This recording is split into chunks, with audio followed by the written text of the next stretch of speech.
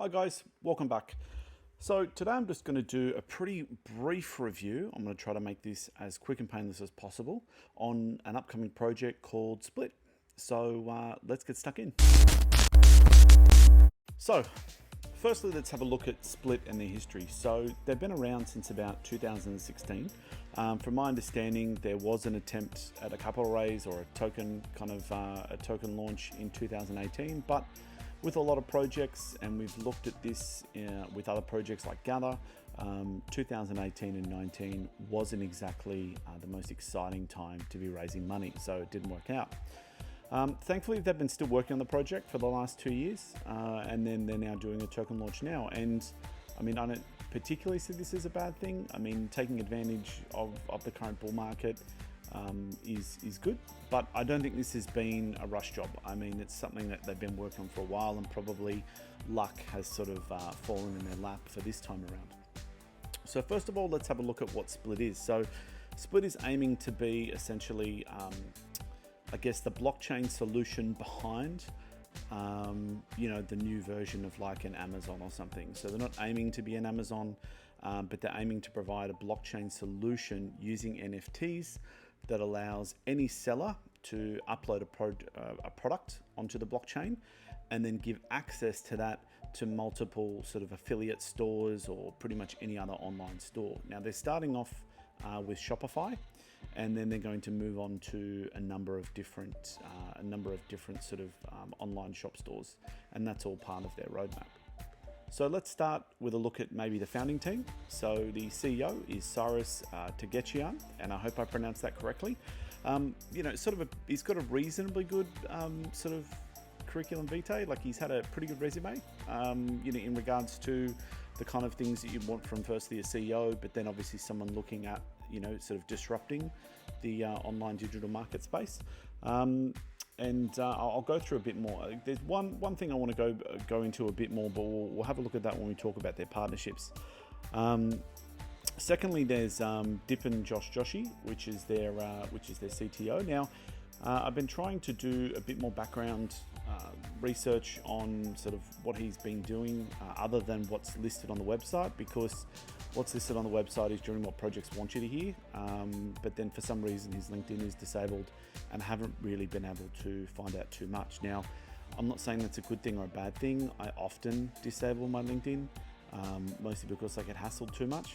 So, I mean, in honesty, it could be that. Like, in all honesty, he could just be saying, like, we're in the middle of a token launch, I want to stop getting hassled by people sending me marketing messages or maybe requests to be part of their private sale or something. So I get that, that's not a problem. What's also interesting is that they're also part of the paid launchpad called Ignition.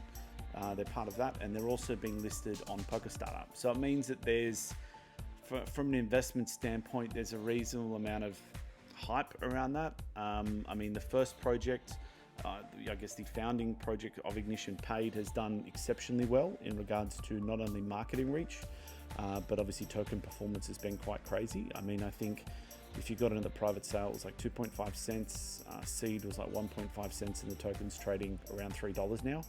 So from seed, it's like a 200x. And even if you bought on the day of listing, I think it was at about 50 cents on the day of listing. So even then, you're still talking a decent 6x.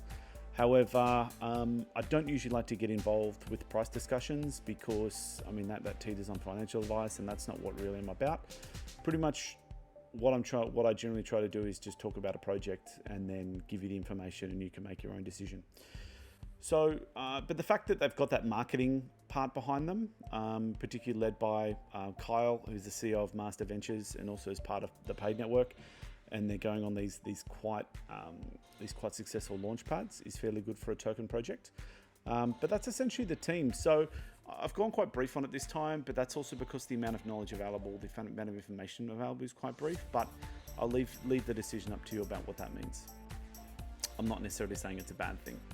So after running through the white paper and their website and pretty much their Medium posts, of which there are many, trying to sort of work out how this product works, and maybe I'm just not intelligent, but it took me a while actually. So before I get stuck into the product, I think it's important to have a look at how the token works. So there are basically about 5 main ways in which this token operates. Firstly, obviously with a lot of projects, you have the ability to stake the token. And I think the token is going to be called shop anyway. So you can stake the token, and that's used to validate blocks. They are operating a similar kind of system to what Ampleforth operates, which is the longer you stake, the higher reward multiplier you get on your stake rewards. For example, I think if you stake for 12 months, the reward is upwards of like 250%, which is pretty good considering. So it means that if you really believe in this project, you can pretty much, you can increase your stack by 2.4x over a year. And then obviously benefit from any price action if there is any. So that's a good thing because it means that you lock up the tokens of people who are committed, and then there's that incentive between, well, do I keep this staked or do I sell? You know what I mean? Like, so, and that generally with price action, if the price goes up, people would be looking at those potential rewards saying, you know, I can take some profit here, or I can really profit in 12 months. So I think that's actually a pretty good incentive for these early stage projects, is to try to lock up as many of those tokens as possible, you know, sort of stopping people from dumping basically.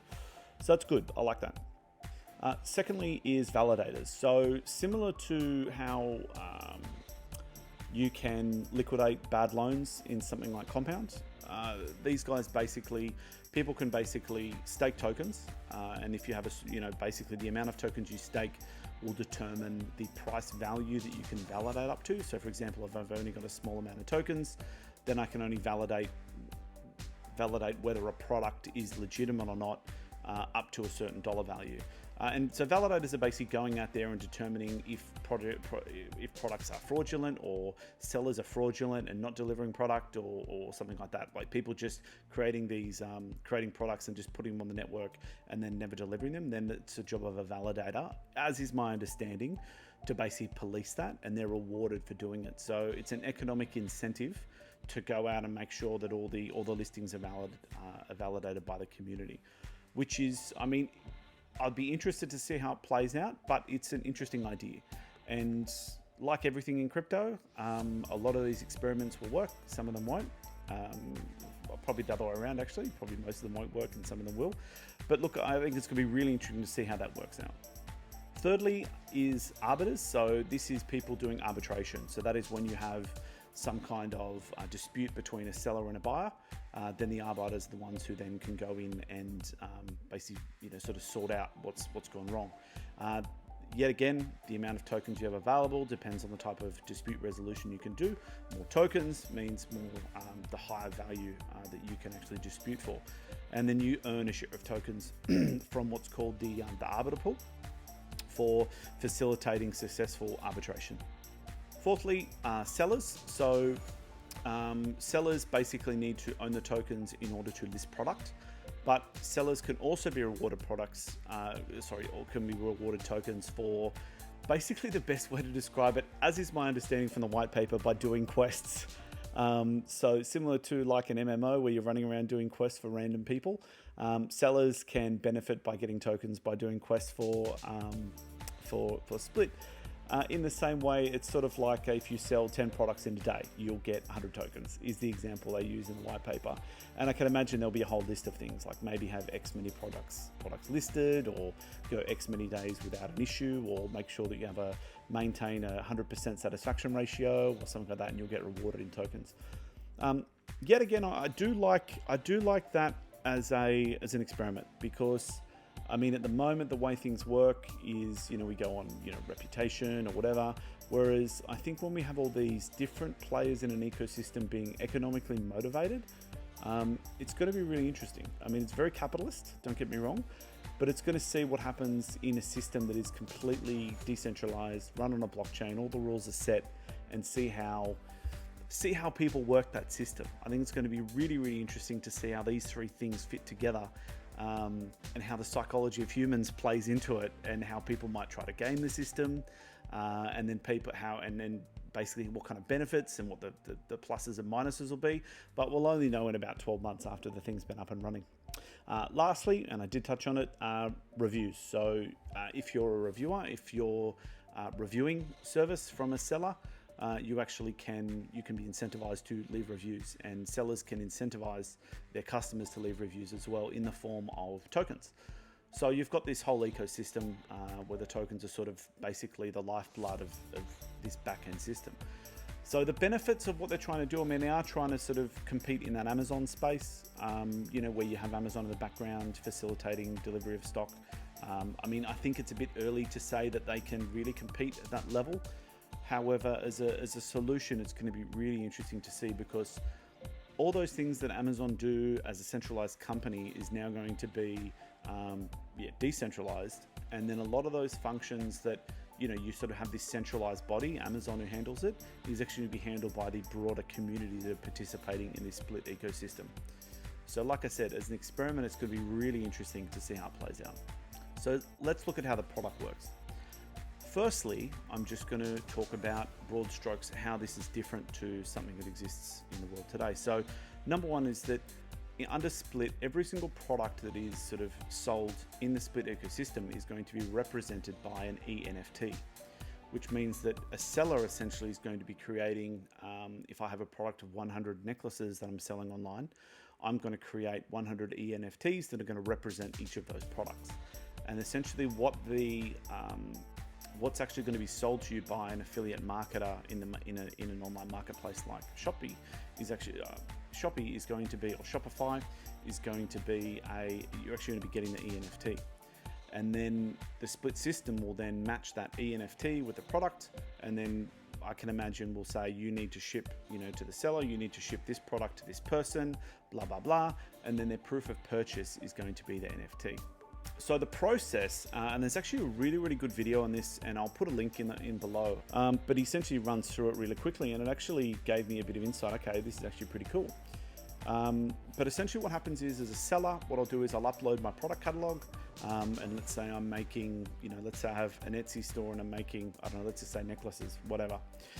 And what I'll do is I'll upload my product catalog, and then I'll then you know, basically put that to the blockchain, or put the product to the blockchain, or the products to the blockchain, and you can actually see that live on Etherscan as it comes up. I'm not sure how they're going to basically reduce the gas cost of doing all this, but we'll see how we go. And then what you'll need to do as a seller is you need to stake a certain amount of tokens against that product. And that will be acquired either directly on the, if you know, for example, if you know Crypto Degenerate and you're not going to go out to Uniswap or whatever exchange it's going to be listed on and buy it, you can just buy it. I think they can facilitate that purchase directly on the website. And then you'll basically need to put those tokens up to stake on that product. Then what will happen is that any affiliate marketer or anyone who has a Shopify site can basically go through your catalog and say, yeah, I want this product, this product, this product, and then it will just automatically appear. And that also means that all the stocking is going to be handled by all the stock sort of, you know, requirements. Is it in stock? Is it out of stock? Is going to be handled by Splyt. And then what happens is when a purchase is made, essentially the order will go directly to the seller, and so it can just be directly drop shipped.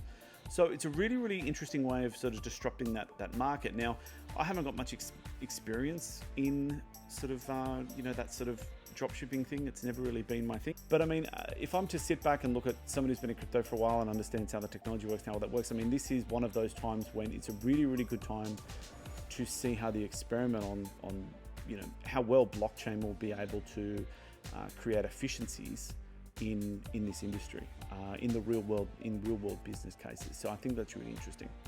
And the last comment I'll make is that they have talked about this use case with this Maison Do company. And the only thing I want to say, and this is a bit iffy for me, like I understand why companies do it, but I also think it's something that's worth noting, that the partners and founders, the founders, the advisors of Splyt are the exact same people behind Maison Do. Look, I'm not saying that isn't a successful business. I'm not going to do a whole review on Maison Do, but it is something worth noting that when it comes to saying like this product has traction in the market, when you're pitching your own blockchain solution to your own sort of side business, for me, that doesn't really constitute a partnership. It's like, oh, well, you know, I was running this business on the side and I got this solution that's working. And look, they're not trying to hide it because they're on the website. So it's not like it's not something they're trying to hide, but I do think it's something worth noting. So despite that, I actually like the project. I think that it's using blockchain technology in a way that is positive and in a way that can actually disrupt the real world sort of the real world out there. We're not just sort of passing money around. And the other thing that really gets me interested in this is when they talk about introducing DeFi into this online shopping space, which means that services like Afterpay or even needing a credit card to buy stuff actually becomes really interesting, because something like this means that I can go to something like Compound and stake my Ethereum, and then I can basically use that. To get a loan for USDT to pay for something using Splyt. And that's where I really see a lot of this cool synergy happening, where we're seeing all these financial products being used, and people are printing tokens out of tokens that we don't know are going to be worth anything or not. This whole governance thing, sure, but whatever. But when you start looking at saying, well, we can introduce sort of something that's going to disrupt something like Afterpay or any of those sort of pay by installment companies using blockchain sort of technology in the existing DeFi ecosystem, I find that really positive. So I know their token launch is coming out soon, so keep an eye out for it. I think it's going to launch on Polkastarter and Ignition. Look, I mean, I'm not going to tell you whether to buy or whatever, but it's an interesting one to worth looking out for. And I'm actually going to be really interesting to see how this experiment, because remember, everything we're doing at the moment is experimenting, is going to play out over the next 12 months. Anyway, so thank you for spending a bit of time with me today. If you have any questions, or you think I've said anything that's sort of a bit whatever, leave a comment below. I've got a review coming up on the actual paid network soon, and I actually recorded a DeFi, basically the 5 ways to earn in DeFi video before I shave, so I'm looking a bit unkempt in it. But if you want to make sure you get notified of that, it should come out in the next few days. I just have to edit it down. It's going to be about 30 minutes. Subscribe, and I'll see you on the next one.